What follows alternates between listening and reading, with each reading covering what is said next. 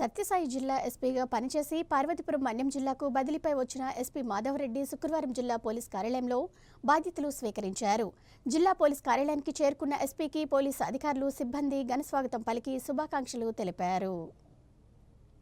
పార్వతీపురం మన్యం జిల్లాలో శాంతి భద్రతలు కాపాడటానికి పటిష్ట చర్యలు తీసుకుంటానని ఎస్పీ మాధవరెడ్డి పేర్కొన్నారు. సత్యసాయి జిల్లా నుంచి మన్యం జిల్లా ఎస్పీగా బదిలీపై వచ్చిన ఆయన శుక్రవారం తన కార్యాలయంలో బాధ్యతలు స్వీకరించారు. పోలీస్ కార్యాలయానికి చేరుకున్న ఎస్పీ మాధవరెడ్డికి జిల్లా పోలీస్ అధికారులు, సిబ్బంది పుష్పగుచ్చాలు అందించి ఘన స్వాగతం పలికారు. వేద పండితులు పూజలు నిర్వహించి వేద ఆశీర్వచనం అందించారు. జిల్లా ఎస్పీగా బాధ్యతలు స్వీకరించిన అనంతరం ఆయన మీడియాతో మాట్లాడారు. మన్యం జిల్లా ఎస్పీగా తనకు బాధ్యతలు అప్పగించిన CM Chandrababu, deputy CM Pawan Kalyan, డీజీపీలకు ధన్యవాదాలు తెలిపారు. వారు తన మీద పెట్టుకున్న నమ్మకాన్ని వమ్ము చేయకుండా విధులు నిర్వహిస్తానని చెప్పారు. పార్వతీపురం మన్యం జిల్లాలో ఉన్న సమస్యలపై ప్రత్యేక దృష్టి సారిస్తానన్నారు. గంజాయి, నాటుసారా అక్రమ రవాణాను అరికట్టేందుకు అధిక ప్రాధాన్యత ఇస్తానని తెలిపారు. అదేవిధంగా మన్యం జిల్లా ఏజెన్సీ ప్రాంతంలో ఉన్నందున మావోయిస్టుల ప్రభావం జిల్లాపై పడకుండా పటిష్ట చర్యలు తీసుకుంటానని అన్నారు. నా పేరు మాధవ్ రెడ్డి.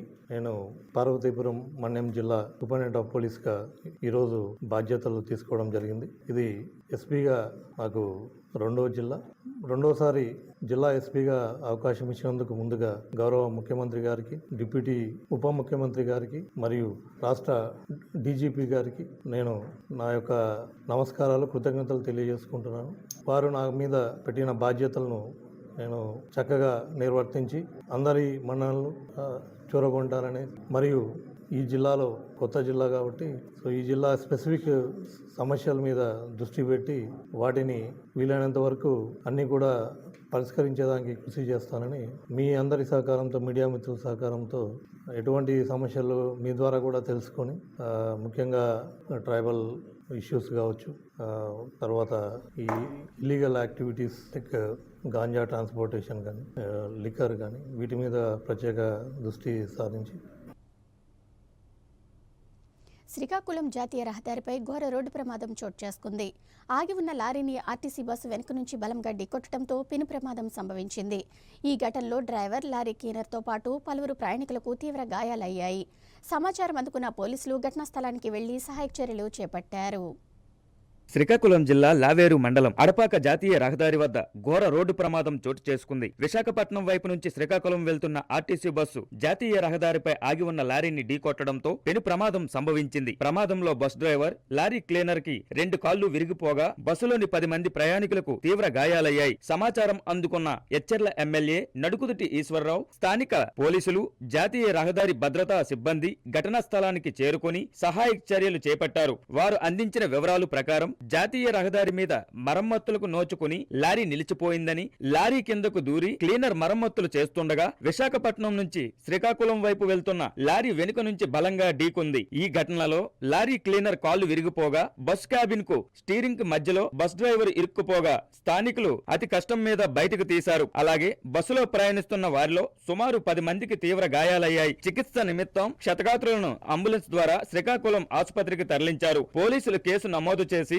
దర్యాప్తు చేస్తున్నారు. ప్రజలకు మరింత మెరుగైన సౌకర్యాలు అందించేందుకు కార్యదర్శులు సమన్వయంతో కృషి చేయాలని నగరపాలక సంస్థ కమిషనర్ ఎంఎం నాయుడు దిశానిర్దేశం చేశారు. శుక్రవారం నగరపాలక సంస్థ కార్యాలయంలో అడ్మిన్, ఇమ్యూనిటేషన్, శానిటైజేషన్ కార్యదర్శులతో సమన్వయ సమావేశం నిర్వహించారు. నీటి, ఆస్తి పనుల వసూళ్లు, రహదారుల సమస్యలపై సమీక్షా సమావేశం నిర్వహించారు.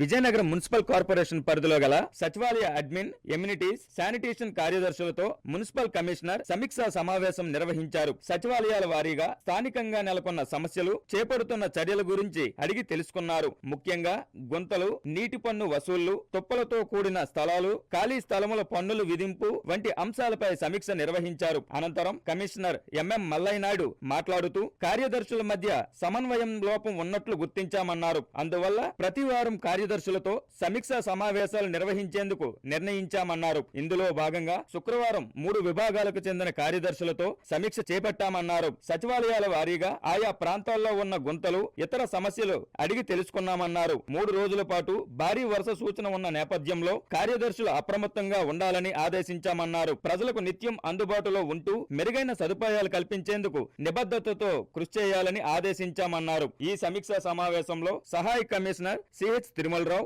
ఏసీపీలు మధుసూదన్ రావు, అమ్మాజీరావు, ఆర్ఓ శ్రీనివాసరావు, డిఈలు తదితరులు పాల్గొన్నారు. సంస్థలో ప్రతి వారం ఈ రివ్యూ మీటింగ్ ఏదైతే కండక్ట్ చేస్తున్నా దానిలో భాగంగా ఈరోజు రివ్యూ మీటింగ్ కండక్ట్ చేయడం జరిగింది. దీనిలో అడ్మిన్ సెక్రటరీస్ మరియు ఎమిట్ సెక్రటరీస్ మరియు ప్లానింగ్ సెక్రటరీస్ ముగ్గురిని కలిపి బేసికలీ నగరపాలక సంస్థలో జరిగే వివిధ రకాల కార్యక్రమాలు ఏవైతే ఉన్నాయో మేజర్గా ముఖ్య భూమికి వహించే సెక్రటరీస్ ఎవరైతే ఈ ముగ్గురు అయితే ఎవరైనా ఉన్నారో వీళ్ళని కోఆర్డినేషన్ చేయాలనే ఉద్దేశంతో మన ఇంజనీరింగ్ నుంచి చేసే పనులు కానీ లేదా టౌన్ ప్లానింగ్ వాళ్ళకి కోఆర్డినేషన్ ఉండట్లేదు అనే ఒక ఆలోచనతో వినూతనంగా ఈరోజు ముగ్గురు సెక్రటరీస్ని కూడా పెట్టి కోఆర్డినేషన్ మీటింగ్ కండక్ట్ చేయడం జరిగింది. దీనిలో భాగంగా రకరకాల ఇష్యూస్ ఏవైతే ఉన్నాయో ఇప్పుడు డ్రైన్స్ పై కన్స్ట్రక్షన్ చేసేసి శానిటేషన్కి ఇబ్బంది కలిగించేవి కానీ లేదంటే ఖాళీ స్థలాల జాగాలు ఉన్నాయి వాటిపై వేకెంట్ ల్యాండ్ ట్యాక్స్ తొలగించడం కానీ అక్కడ ఆ ఖాళీ జాగాలు అలా వదిలేసి బీభత్సంగా తప్పులు అన్నీ పెరిగిపోయి ఆ వేస్ట్ వాటర్ అది కూడా ఖాళీ జాగాల్లోకి మళ్ళించడం వల్ల అక్కడ దోమలకు ఆవాస నిలయాలుగా మారడానికి ఆస్కారం ఉంది. కాబట్టి ప్రస్తుతం వర్షాకాలం కాబట్టి సీజనల్ డిసీజెస్ రావడానికి ఎక్కువ అవకాశం ఉంది. కాబట్టి వీళ్ళందరినీ కూడా కోఆర్డినేషన్ చేసి వాటిపై చర్య తీసుకోవడానికి సముచితం చేయాలనే ఉద్దేశంతో దానిలో భాగంగా ఈరోజు కండక్ట్ చేయడం జరిగింది. అదే